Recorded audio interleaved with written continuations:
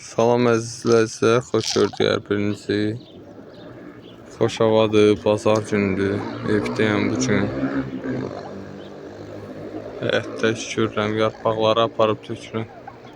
Günün içinə, damın içinə, bunların ayağının altı quru olsun, isti olsun.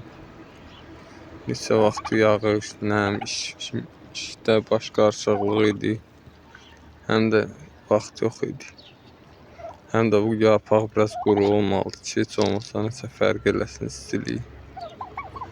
Qalan induşkalarım bunlardır. Bu dişi induşkada maşallah yumurtlayır, ikisi də yumurtlayır. Görək maşallah erkək vesi var. İnduşkada var, erkəklərdən seçilmir. Bu 3 dənə erkəkdir. Bu dişidir 2 dənə. Bu ortadakı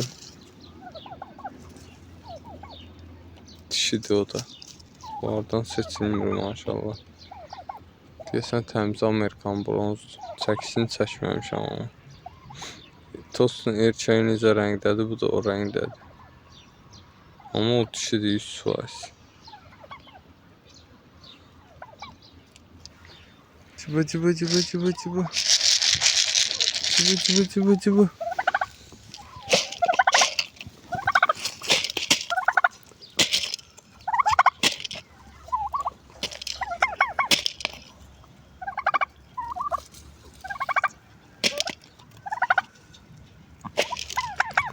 Bunlara qarışdırıb verirəm yemləri. Navala, çörək, bu yemlə, qarğadalını. Ona görə bunun özünü tək gəlmirlər.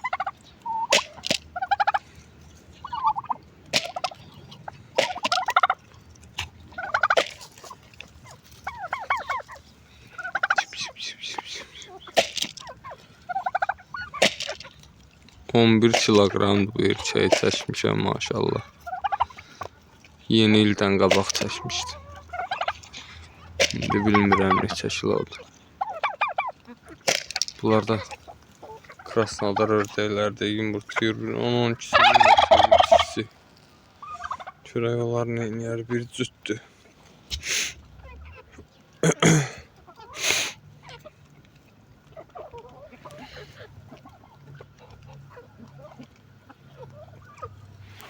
Cıbı cıbı cıbı cıbı cıbı cıbı.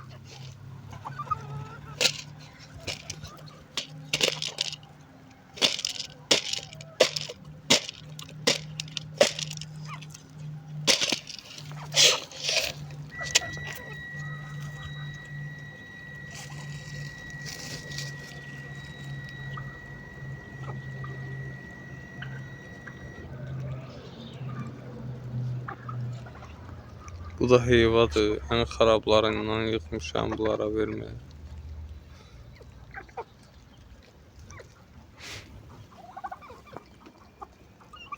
Olan heyvanımız bunlardır maşallah. Allah bərəkət versin. Vallahi bu yaxşı deyil. Çox da saxlayırsan. Xəstəliyi nə bilim nə.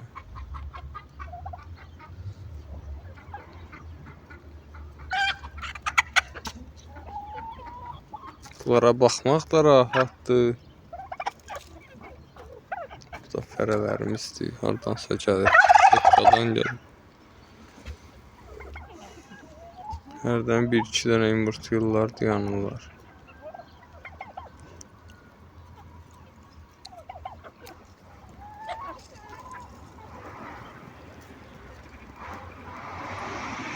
Yarpaqların bütün töküb ağaclar. Axırıncıları yığırıq ki, həyətimiz təmiz görünsün. Sonra başlayaraq bayram qabağı təmizləməyə həyəti, ağacları budamaq falan belə işlər, gülləri. Vaxt olduqca bu işlər görünməlidir.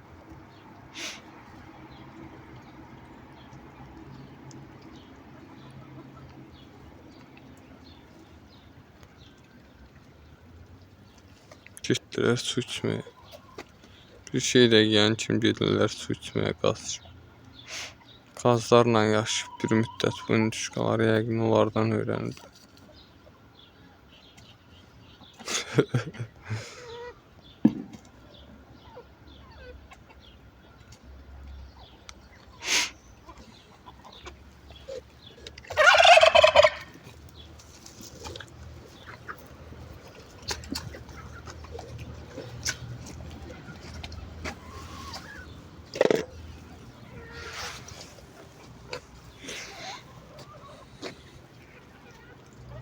Yine stiller. Bir de akşam.